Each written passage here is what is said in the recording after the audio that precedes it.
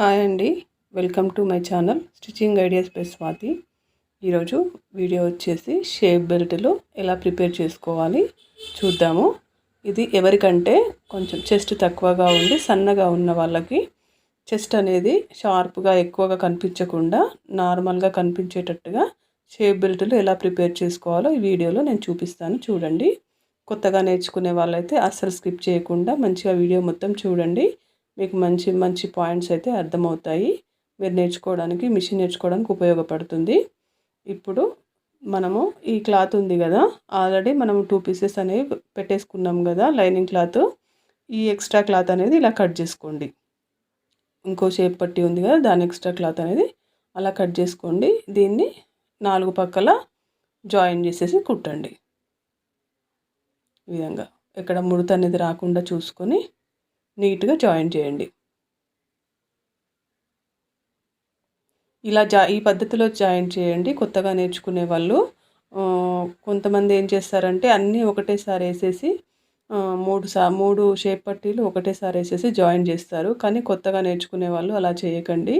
ఇలా నీట్గా ఫస్ట్ కుట్టుకొని ముడత అనేది లేకుండా చూసుకొని స్ట్రైట్గా వచ్చేటట్టుగా చూసుకొని జాయిన్ చేయండి. ఎందుకంటే అట్లా 3 కలిపి ఒకటేసారి బాగా ప్రాక్టీస్ ఉన్న వాళ్ళకైతే ఏం కాదు, కానీ కొత్తగా నేర్చుకునే వాళ్ళకి ఆ పద్ధతి వర్కౌట్ కాదనమాట.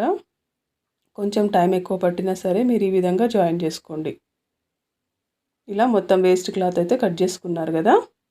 ఇప్పుడు ఈ ఇంకొక పీస్ ఉంది కదా లైనింగ్ పీసు, అది ఇలా జాయిన్ చేయండి. సేమ్ అంతే, పాదమంచు ఖర్చు మాత్రమే పట్టాలి. దీనికి కూడా పట్టేసి లైన్ అనేది స్ట్రైట్గా వచ్చేటట్టుగా చూసుకోండి. ఈ విధంగా ఇప్పుడు ఇలా ఉంది కదా, ఈ లైనింగ్ పైన గోరుతోటి ఇలా అనుకొని ఒక అనుగుడు కుట్టు అనేది వేయండి. లైనింగ్ పైన రావాలి అది.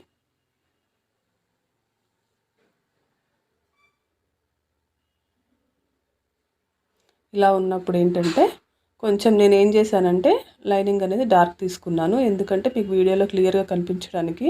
ఆల్రెడీ మనకు బ్లౌజ్ లైట్ పింక్ ఉంది కదా మెయిన్ క్లాత్, అందుకే కొంచెం డార్క్ తీసుకున్నాను నేను. ఈ విధంగా అనుగుడు కుట్టు అనేది కనిపిస్తుంది కదా, అలా వేసేయండి. ఇప్పుడు ఈ పక్క షేప్ బెల్ట్ కూడా నీట్గా ఇలా జాయిన్ చేసేసుకోండి. మనము చెస్ట్ తక్కువగా ఉన్న వాళ్ళకైనా ఎక్కువగా ఉన్న వాళ్ళకైనా షేప్ బెల్ట్ అనేది కొంచెం మార్చి తీసుకుంటే ఏంటంటే వాళ్ళకు చెస్ట్ అనేది మంచిగా నీట్గా ఉంటుందన్నమాట. కొంతమంది ఏంటంటే అణిగినట్టుగా కుట్టమంటారు, కొంతమంది ఏమో కొంచెం స్ట్రైట్గా లేసినట్టుగా కుట్టమంటారు. కస్టమర్ చాయిస్ కదా, మనము దానికి తగ్గట్టుగా ఈ షేప్ బెల్ట్లు అనేవి తయారు చేసుకోవాలన్నమాట. కొంచెం షార్ప్గా లేసినట్టుగా కుట్టే వాళ్ళకైతే ఒకవైపు 4 ఒకవైపు 3.5 పెట్టేసి హైట్ మనం కటింగ్ చేసుకోవాలన్నమాట. మామూలుగా చెస్ట్ తక్కువగా ఉన్న వాళ్ళకి, నార్మల్ చెస్ట్ ఉన్న వాళ్ళకి అయితే ఒకవైపు 3.5 ఒకవైపు 3 పెట్టేసి కుట్టేసుకోవాలి. అంతే, ఏం లేదు తేడా. అందులో 2 రకాలుగా ఉంటుందన్నమాట కట్టింగ్ అనేది. బాగా స్ట్రైట్గా రావాలనుకుంటే మాత్రం షేప్ బెల్ట్లు అనేది హైట్ పెంచాలి. హైట్ పెంచేస్తే ఇంకా స్ట్రైట్గా వస్తుందన్నమాట. చెస్ట్ అనేది క్రాస్ కటింగ్ అనేది చూడడానికి క్లియర్గా కనిపిస్తుంది. అలా కాకుండా నార్మల్గా కుట్టించుకుంటారు కొంతమంది, వాళ్ళకైతే 3.5 3 సరిపోతుందన్నమాట. ఈ విధంగా షేప్ బెల్ట్లు అయితే నేను తయారు చేసుకున్నాను. కరెక్ట్గా వచ్చాయో లేదో ఎదురెదురుగా పెట్టి చూసుకోండి ఇట్లా. ఇప్పుడు ఈ మనము ఆల్రెడీ తయారు చేసుకున్న ఫ్రంట్ పార్ట్ ఉంది కదా, డాట్స్ ఇంకా వేసి పెట్టుకున్నాం కదా, వాటికి ఇవి జాయిన్ చేసేసుకోండి. జాయిన్ చేసేటప్పుడు కన్ఫ్యూజ్ కాకండి. 3.5 వైపు వేయాలా 3 వైపు వేయాలా అని. 3.5 వైపే వేయాలి ఖచ్చితంగా. అది ఒకసారి మార్క్ అనేది చేసి పెట్టుకోండి, ఇంకా మీకు టెన్షన్ అనేది ఉండదన్నమాట. ఒకసారి 3.5 వైపు కొలిచి కటింగ్ చేసుకుంటారు కదా, అప్పుడే మార్కింగ్ అనేది పెట్టుకోండి. ఈ విధంగా జాయిన్ చేసుకోండి. జాయిన్ చేసుకునేటప్పుడు ఒక 1/4 ఇంచ్ ముందలకు పెట్టేసి చేసుకోండి. అప్పుడు మనకు నీట్గా వస్తుందన్నమాట. ఈ విధంగా ఒక పాదమంచు ఖర్చు పట్టుకొని 2 కలిపి వస్తున్నాయా లేదా ఆ ఖర్చులో చూసుకోండి. కింది క్లాత్ పై క్లాత్ మంచిగా వస్తున్నాయా చూసుకోండి. ఈ డాట్ని అయితే ఇలా లైట్గా పైకి ఫోల్డ్ చేసేసి నీట్గా కుట్టేసేయండి.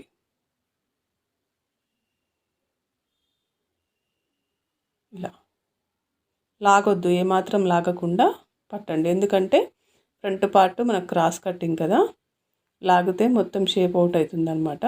ఇప్పుడు ఈ విధంగా ఉంది కదా, దీన్ని ఇలా కూడా ఫోల్డ్ చేసేసుకోవచ్చు. అట్లా కూడా మంచిగానే వస్తుంది షేప్ పట్టి అనేది.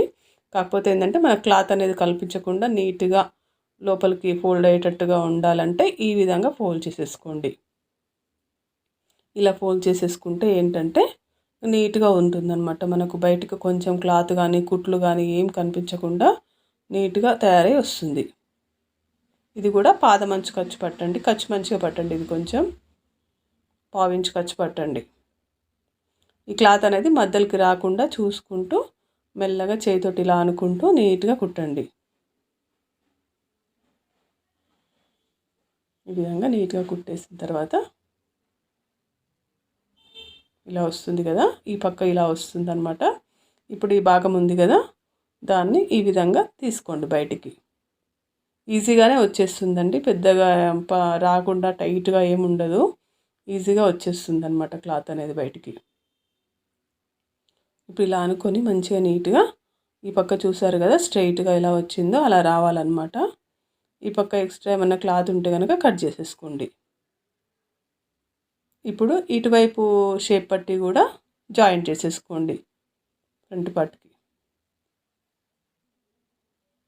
ఈ విధంగా కొంచెం ముందరకు పెట్టుకొని చూసుకొని ఆ డాట్ అనేది కొంచెం లోపలికి ఫోల్డ్ చేసేసుకోండి. కుట్టేటప్పుడు ఇట్లాంటి జాగ్రత్తలన్నీ పాటించండి.